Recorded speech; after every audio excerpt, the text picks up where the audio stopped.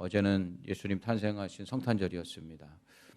예수님께서 우리를 구원하시기 위해서 2000여 년 전 이 땅에 사람으로 오셨는데, 사람으로 오실 때 아기로 태어나셔서 이 땅에 오셔서 우리를 위한 속죄의 제물이 되셨고 또 우리를 구원해 주셨습니다. 이러한 그 예수 그리스도를 통한 구원을 이야기할 때마다 우리가 빼놓을 수 없는 것 중에 하나가 바로 예정이라는 것입니다. 예정과 선택. 오늘 사도 바울은 에베소 교회를 향해서 예정에 대해서 이야기합니다. 사실 이 예정에 대해서 사도 바울이 이야기할 때 우리가 먼저 알아야 될 것은 이 예정은 항상 유대인들에게 우선권이 있다는 것입니다. 그래서 유대인들은 자신들이 하나님으로부터 미리 택함을 받았고 선택을 받았고 그리고 구원받기로 예정된 자들이라고 생각했어요. 그렇기 때문에 그들은 선민의식이 있었고 구원은 자신들에게만 있다고 생각을 했습니다. 여러분, 이 선택을 이야기할 때는 항상 선택이라는 건 양면성이 있죠. 선택이라는 것은 무엇을 내가 택하는 것인데 그 택하는 것 이면에는 택함받지 못하는 것들이 있다는 것이죠. 내가 항상 선택한다는 것은 내가 한 가지를 가지고 선택하는 건 없습니다. 왜냐하면 그건 선택이 아니죠. 그건 취하면 됩니다. 하나밖에 없으니까요. 그러나 2개 이상이 있을 때에는 무언가 우리가 그 중에 하나만 취해야 된다 그러면 우리는 선택을 할 수밖에 없는 것이죠. 그러면 결국 취함을 받는 건 선택이 되지만 취하여지지 않는 것들은 선택받지 못하는 것입니다. 그러다 보니까 우리가 예정에 대한 이 구원의 교리를 이야기할 때에는 항상 선택받은 자들이 있는 반면 선택받지 못한 버림받은 유기된 자들이 있다라는 이야기를 할 수밖에 없는데, 제가 늘 말씀드리지만 사도 바울과 그리고 성경은 예정에 대해서 강조하는 이유는 선택받지 못한 유기된 자들에 대한 이야기보다는 선택의 의미를 더욱더 강조하고 있다는 사실입니다. 그렇기 때문에 우리가 이 구원에 있어서 예정의 교리를 생각할 때에는 내가 구원받은 자로서 이미 하나님의 선택을 받았고 그리고 내가 미리 하나님께서 나를 구원하시기로 정하셨다라는 이 사실을 나 자신에게만 적용하고 기뻐하라는 것이지, 이것을 다른 사람은, 그러면 구원받지 못한 사람은 버림받은 것인가? 거기까지 적용할 필요가 없다라는 것입니다. 이것을 제가 늘 말씀드리죠. 바울도 마찬가지입니다. 바울이 지금 에베소 교회를 향해서 예정의 교회를 얘기하고 있어요. 에베소 교회는 이방 교회입니다. 에베소 교회는 이방인 교회이기 때문에 이 예정에 대한 교리를 이들에게 이야기한다는 건 유대인들로부터 큰 또한 핍박을 받을 수밖에 없는 그러한 일들이라는 것이죠. 그럼에도 불구하고 바울은 이방인들에 대한 예정의 교리를 이야기합니다. 그러면 이 예정이라는 것이 과연 어떠한 것이길래 이렇게 자꾸 예정을 강조할까? 첫 번째, 요즘 젊은이들이 말합니다. 기회 평등, 기회 균등. 입사를 하기 위해서 이력서를 냈는데 이미 다 위에서 비리를 저질러서 인사청탁받은 사람들의 그 자제들을 다 미리 택해놓고 그리고 면접을 보고 그리고 직원을 채용한 이런 사례들이 계속해서 발생하고 있죠. 그런 것들을 보면서 젊은이들이 얼마나 박탈감을 느끼고 그리고 얼마나 정말 사회에 대한 불만을 토로하고 있습니까? 마찬가지로 이방인들만 하나님께서 유대인들만 선택을 하셨고 그리고 그들은 이방인들은 구원하지 않는다라면 이방인들에게 복음을 전할 이유가 없었죠. 그러니까 구원은 하나님께서 예정하신 자들과 선택하신 자들을 하나님께서 구원하시는 것인데, 이방인들이 지금 믿음으로 말미암아 구원받았다는 이 사실 결과만을 보고 우리가 이야기한다면 바로 이방인들도 하나님께서 미리 선택하신 자들이요 예정된 자들이다, 이렇게 설명하고 있는 겁니다. 그러니까 우리가 이 예정의 교리, 선택의 교리를 생각할 땐 우리가 순서적으로 볼 때에는 하나님이 미리 정하신 것이지만 구원받은 우리의 입장에서 볼 때에는 반대로 역순으로 생각을 해야 되는 거예요. 그러니까 내가 예수를 믿고 구원받았다는 사실은 이미 내가 예정되었던 자이고 하나님의 구원받을 자로 선택된 잘하는 사실을 깨달아 하는 것이죠. 바울은 이것을 이야기하고 있는 겁니다. 그러니까 우리가 이 예정에 대한 순서들을 이 논리적인 순서나 이것으로 볼 때에는 하나님이 미리 이 구원하실 자들을 선택하셨고 그들을 구원하시기로 미리 정하셨다라는 것.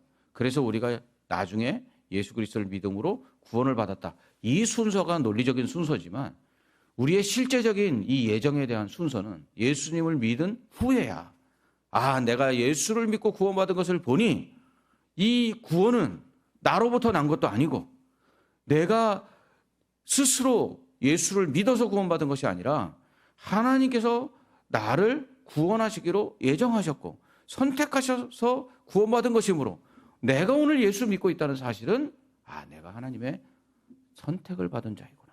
내가 하나님의 구원하시기로 작정된 자였구나 라는 것을 깨달아는 것이죠. 바울은 그 얘기를 하는 것입니다. 너희가 예수를 믿고 구원받은 것은 이러한 하나님의 예정과 선택에 의한 것이다. 자, 그러니 어떻습니까? 은혜라는 것입니다. 구원이 은혜라는 것이에요.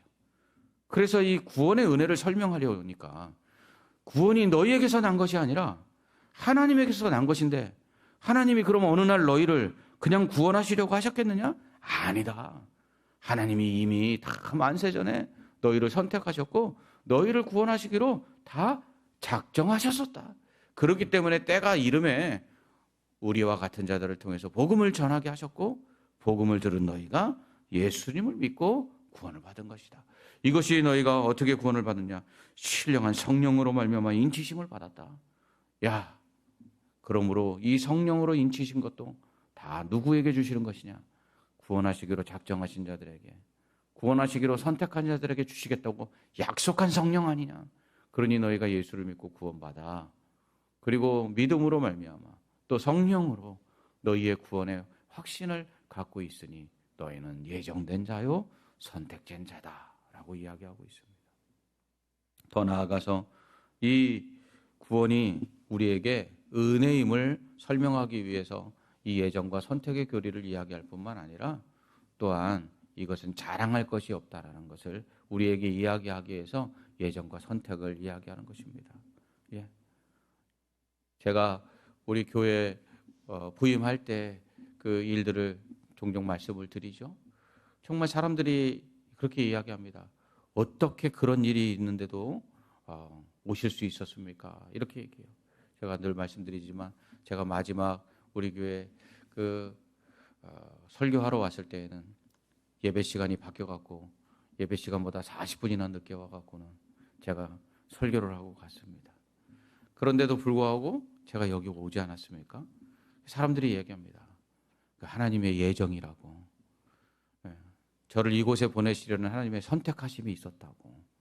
왜요? 그래서 제 힘으로 될 수 있는 상황이 아니었거든요. 그래서 제가 늘 하나님께 그렇게 감사를 드리는 것이죠. 하나님 감사합니다. 내가 잘해서 온 것이 아니라 하나님이 이렇게 저를 이곳에 보내주시니 감사합니다. 저 같은 연약한 자를 또 이렇게 선택하여 주시고 또 이곳에 보내셔서 하나님의 교회를 섬길 수 있는 그 작정을 해주셔서 이렇게 저를 여기까지 인도해 주시니 감사합니다 하고 감사하는 것이죠. 그렇습니다. 구원의 은혜를 감사하라고 예정을 이야기하는 거예요. 구원의 은혜를 기뻐하라고 우리에게 선택의 교리를 이야기하고 있는 것입니다. 그러므로 예정과 선택은요, 구원받지 못하는 자들에게 적용해서 하나님께서 구원하시기로 작정하신 자들이 있는데 그러면 작정하시지 않은 자들, 선택하지 않은 자들은 버림받는다는 얘기인가? 그거는 우리가 신경 쓸 거 아니라는 거예요. 왜? 구원은 하나님께 있는 거예요. 우리는 어떤 사람이 구원을 받고 어떤 사람이 구원을 받지 못하고 그거는 우리가 결정하는 것도 아니고 우리가 알 수도 없어요. 우리가 알 수 있는 건 오직 하나. 내가 예수 그리스도를 믿음으로 구원을 받았는데 이 구원은 하나님의 예정과 선택에 의한 하나님의 선물이요. 또한 내게 주신 은혜요. 그로 인하여 내가 기뻐하고 감사할 수밖에 없는 제목이라는 것. 이것을 우리가 깨달아 하는데 이 구원에 대한 선택과 예정의 교리를 사용해야 된다는 거예요. 그러니까 종종 사람들이 말합니다. 우리 가족들 중에 안 믿는 사람이 있는데 목사님 하나님이 선택하지 않은 사람들. 그건 몰라요. 그러니까 때를 얻든지 못 얻든지 어떻게 해야 돼요? 전하는 겁니다. 왜요? 하나님께서요, 아직 그 생명을 거두어 가지 않았다면 아직은 구원의 기회가 그에게 있는 것이에요. 그에게 그러므로 우리는 복음을 전해야 됩니다. 하나님께서 그를 선택하셨고 구원하시기로 작정하셨는데 아직 때가 안 됐을 수 있어요. 그런데 믿음은 들음에서 난다고 했으니까 우리가 해야 할 일은 하나님께서 선택하셨고 작정하셨는지 예정하셨는지 우리는 알지 못하지만 우리에게 말씀하셨잖아요. 복음을 전하라고. 그러므로 열심히 복음을 전하고 그 영혼들을 위하여 기도하면 하나님의 뜻이 어디 있는지 우리는 알 수 없으나 그러나 한 영혼이라도 더 구원하시려고 아직까지도 마지막 때를 늦추고 계시고 한 영혼이라도 더 천하보다 귀하게 여기셔서 하나밖에 없는 아들도 이 땅에 보내주신 하나님께서 그 영혼 구원하시려는 계획이 분명히 있을 줄 믿습니다. 그러므로 우리가 이것을 믿고 우리가 열심히 복음을 전해야 될 뿐만 아니라 우리가 받은 바 구원에 대한 확신을 가지고 만세전에 택하여 구원하시기로 작정하신 자들을 하나님께서 함부로 버리시겠습니까? 그래서 로마서 8장은 하나님의 사랑에서 끊을 수 없다고 말하는 거예요. 그러니까 이 선택과 예정을 통해서 구원받은 우리에게 이 구원이 은혜임을 알고 자랑할 것이 없는 하나님의 선물인 줄 알아 늘 감사하며 이 하나님의 선택과 그 작정하심, 하나님의 그 선택에는 후회하심이 없는데 우리를 구원하시기로 작정하시고 선택하신 후에 한 번도 후회해 본 적이 없다라는 사실을 기억하면서 이 구원의 은혜를 오늘도 기쁨으로 감사하고 그 구원의 은혜를 누리는 저와 성도님들 되시기를 주님의 이름으로 축원합니다.